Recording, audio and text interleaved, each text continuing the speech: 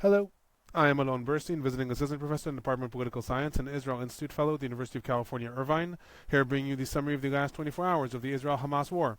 It is currently the evening of January 13, 2024 in the United States, the morning of January 14, 2024 in the Middle East. Starting with the hostage situation, more information came in today regarding the deal that Qatar brokered between Israel and Hamas to deliver medicines to the hostages in exchange for Israel increasing the medical supplies coming to Gaza. According to the report, Qatar itself has bought the medicines that are going to be transferred both to Gaza and to the hostages themselves, and has already transferred them, or is in the process of transferring them, to the Rafah border. According to some reports, Qatar is going to be responsible for the entrance of the entire shipment of medical supplies that will enter the Gaza Strip through Rafah. From there, it will be transferred to a hospital, and from there to the hostages. Other reports said that there's still negotiations between Israel and Qatar, whether a third party will be involved like the Red Cross or the United Nations. In either way, Qatar is the one who's going to be responsible for supplying proof that the medicines actually reach the hostages. According to different reports, the focus on medicines for the hostages are on life-saving medicines or medicines for chronic diseases, such as people with heart diseases or kidney diseases or that are sick with asthma. Hamas representative in Lebanon, Osama Hamdan, thanked Qatar today and confirmed that medical supplies coming to Gaza will partly be diverted to the hostages. That is very important because that is the first indication from Hamas that they recognize their part of the deal. Until now, the deal has been reported in Israel and in Qatar, but Osama Hamdan in Lebanon thanking Qatar for brokering the deal is the first confirmation from Hamas that they also recognize that this deal is taking place. Moving on to the fighting in the Gaza Strip. Rockets and mortars were sent from the Gaza Strip, targeting primarily the southern parts of Israel in the last 24 hours. These targeted the areas of Netiv HaSara, Netivot. There were also rockets sent towards Ashdod, Ashkelon, Chov Ashkelon, Sha'ar Negev, as well as Sdot Negev. Regarding the fighting in the Gaza Strip, in the northern parts of the Gaza Strip, the IDF reported today that it raided a mosque in Gaza City, uncovering major weapons caches. Hamas spokesperson for civil defense claimed that the IDF carried out a bombing raid in the Adarj area in Gaza City as well, with 20 Palestinians confirmed killed. There's no other reports confirming this. This was a report from Hamas itself regarding bombings that occurred in Gaza City. Moving on to the central parts of the Gaza Strip, there were continuous street battles reported in the main refugee camps in the central parts of the Gaza Strip, specifically in El Bureij, El Nuseirat, and in El Maghazi. An active forward command center of Hamas was taken over by the IDF after a substantial gun battle in these refugee camps, and the IDF collected substantial intelligence information from it before it was destroyed. There were also major artillery bombings reported in El Bureij and in El Maghazi throughout the day. In other news, in the El Muarka area, which is the first time that there's IDF activity on the ground reported in the El Muarka city in the central parts of the Gaza Strip, IDF activity was reported in several different sites. Specifically, the IDF reported that it destroyed 2 arrays of launching sites with dozens of rocket launchers that were ready to launch. Tunnel entrances leading to weapons caches were also found in the area and destroyed. In Deir el-Balah, which is the main city in the central parts of the Gaza Strip, Palestinians were seen today fleeing the Al-Aqsa Martyrs Hospital after IDF armored vehicles were seen in the area. Later, the IDF reported that it was not operating in the area. Unclear what happened there. Other local reports in Deir el-Balah stated that a bus was attacked from the air and that many casualties were reported. Again, this was only reports on the ground. It was not reported in any of the official channels, so unclear what exactly happened. We'll likely find out about that in the coming days. Moving on to the southern parts of the Gaza Strip, in Khan Yunis, there are reports of substantial gun battles in the central and southern parts of the city. Major artillery and aerial bombings were reported throughout the day, including against 2 cars, one in the Kizan and Najjar village, and one in the Abbasan and Sa'ira area in the east, reportedly killing several people. Al-Qassam Brigade, which is the military wing of Hamas, reported detonating a roadside bomb against IDF personnel in the eastern parts of Khan Yunis, injuring 4 different soldiers. The IDF reported that it destroyed a building that had a tunnel entrance and that it was used as a major weapons cache in the southern parts of the city. There were also reportedly fires that were breaking out in the southern parts of the city, likely as a result of these different bombings. In the town of Rafah, there were substantial bombings reported throughout the day, specifically in the western parts of the city. Other reports also reported that bombings occurred near the Rafah crossing itself. However, there's no indication that the crossing was actually hit or was a target. Other news relating to the Gaza Strip. After it was reported yesterday that the IDF is completing its plans for an operation in the Philadelphia line, that is the border between Gaza and Egypt that cuts the city of Rafah in half, today the Wall Street Journal reported that Israeli officials informed Egypt of Israel's plans to take over that Philadelphia line. The aim of the IDF, according to this report, will be to remove Palestinian forces from the line and establish Israeli forces on the Gazan side of the line. Prime Minister Netanyahu himself referred to this also today and stated that the operation in Gaza will not be completed unless Israel has complete control of the Philadelphia line. Reports came out that in Egypt there is concern about that the operation will violate the peace treaty between the sides, which limits the amount of troops that can be on the border. However, that the much larger concern in Egypt is that this will lead to fighting spilling over from the Gaza Strip into Egypt, either by accident or that either one of the sides will do this on purpose in order to expand the conflict, and that is really the source of concern within Egypt regarding Israel's plans. Sami Abu Zuhiri, who is a prominent Hamas figure, stated that Israel's plans to take over the Philadelphia line are part of Israel's larger plans to expel Palestinians from Gaza. Regarding casualties, 2 IDF soldiers are reported killed in the last 24 hours, bringing the total number of IDF soldiers that were killed in the Gaza Strip since the invasion began to 188. There was no report made about how many soldiers were injured in the Gaza Strip in the last 24 hours. That number remains on 1,217. The Palestinian Health Ministry is reporting that 135 Palestinians were killed in the last 24 hours, bringing the total number of Palestinians that were killed in the Gaza Strip since the war began to 23,843. 60,317 Palestinians are reported injured, and there are upwards of 10,000 Palestinians that are still missing, likely under the rubble, and most of them presumed dead. Among those that were killed today in a bombing in Nuseirat refugee camp were 3 family members of the Israeli member of Knesset Ahmed Tibi, including a 10-year-old boy. Moving on to the humanitarian situation, as part of the new deal that is brewing between Israel and Hamas, increased medical supplies are going to start entering the Gaza Strip. No report was made if this is a one-time thing or if this is going to be ongoing. I will note that the last deal between the sides, that truce that occurred in November, included an increase of supply trucks of food, water, and medicines that was going to enter, and the increased number continued even after the truce broke down. So it is very likely that in this case also, the increased medical supplies that are going to start coming into the Gaza Strip are going to continue even after the time frame of this deal. However, that is not confirmed. Other news, the Palestinian Health Ministry spokesperson in the Gaza Strip, Ashraf Akudra, stated today that Rafah infrastructure is coming to a breaking point, adding that the city is now housing some 1.3 million internally displaced people, in addition to the usual number of refugees that exist inside the city. Regarding the number of trucks that enter the Gaza Strip, at the time of recording this, the UN report about the Gaza Strip that comes out every day had not been released yet, so there's no report from the UN. Neither the IDF nor the Palestinian Red Crescent reported how many trucks entered the Gaza Strip in the last 24 hours. Moving on to the West Bank, the IDF launched a major operation in Jenin today, reportedly to hunt down different weapon smugglers and uncover different terror organizations. Reports in Al Jazeera and in the Palestinian Wafa network showed videos of IDF operating outside the Al-Amal hospital in Jenin, including engineering units and bulldozers, and there's also reports of the IDF stopping different ambulances and searching them. In addition to Jenin, there's substantial IDF activity reported in the Al-Farah refugee camp south of Tubas and near Nablus. Major confrontations are reportedly erupting in the Al-Farah refugee camp, with at least 7 Palestinians reported injured so far.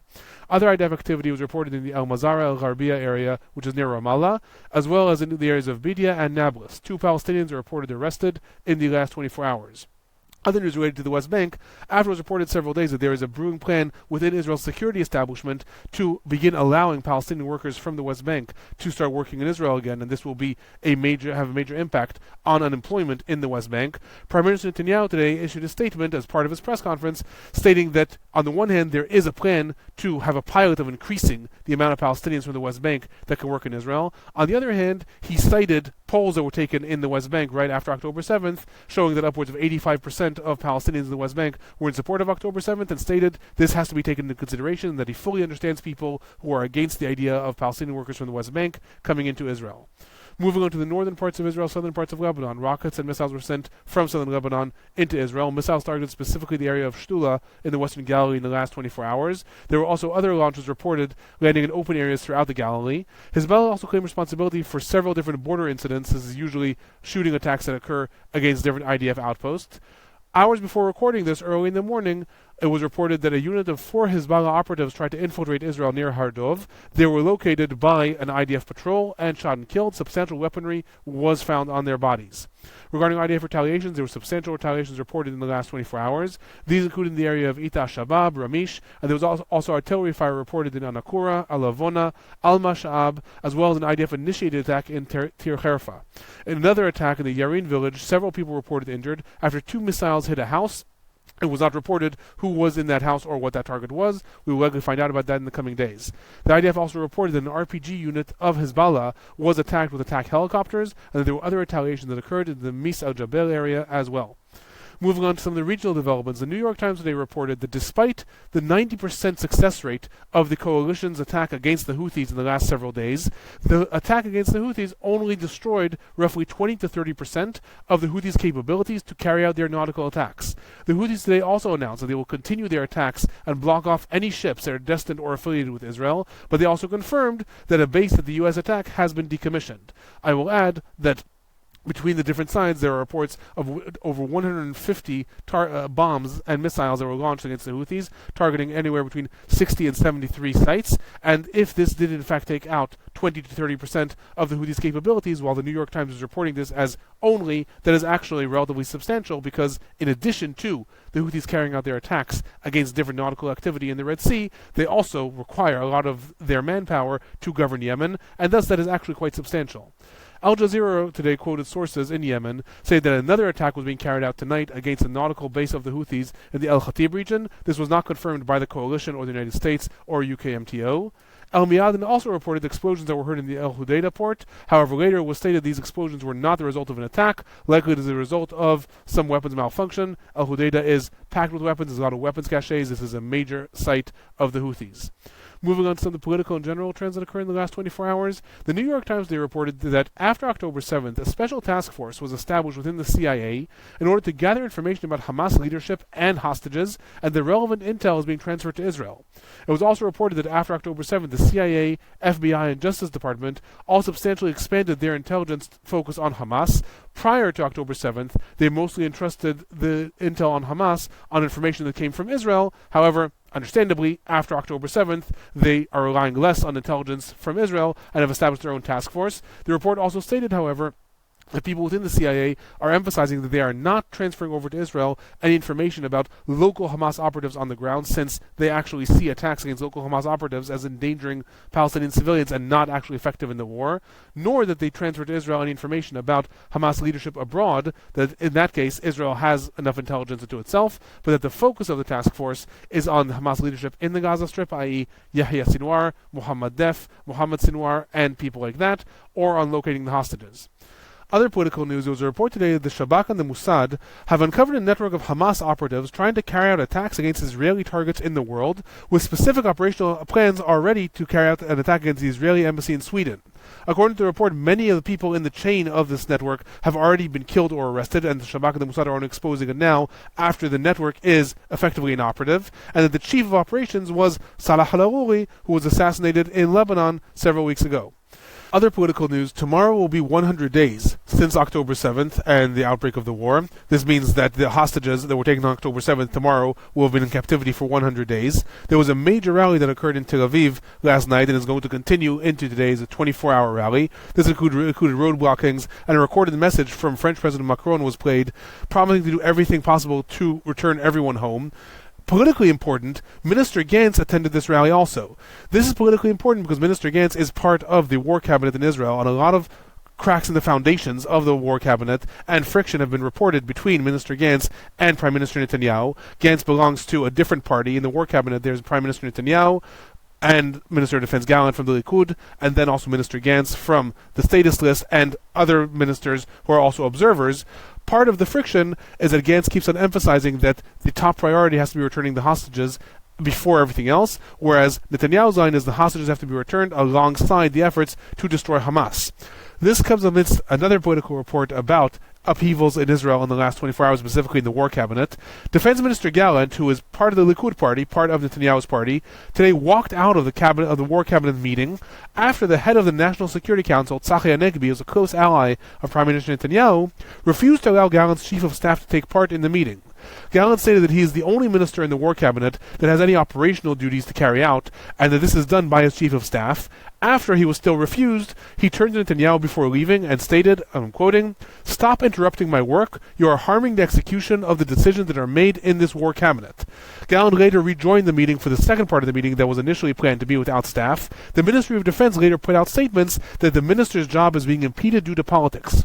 This may end up being very important when it comes to how the war is played out. The war cabinet was effectively set up in Israel to operate alongside the expanded cabinet, because the expanded cabinet includes in it the most hawkish radical members of Israel's government, including Bezalel Smotrich, Itamar Ben-Gvir, and when Minister Gantz and his party agreed to join the coalition once the war began, they insisted on establishing the war cabinet in order to run the war more effectively without a lot of inflammatory rhetoric.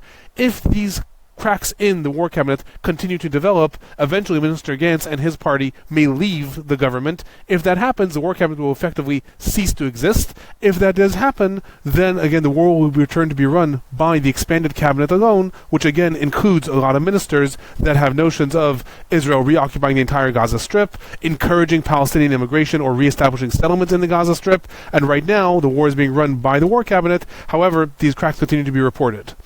That is my report for the last 24 hours. I'll be back tomorrow.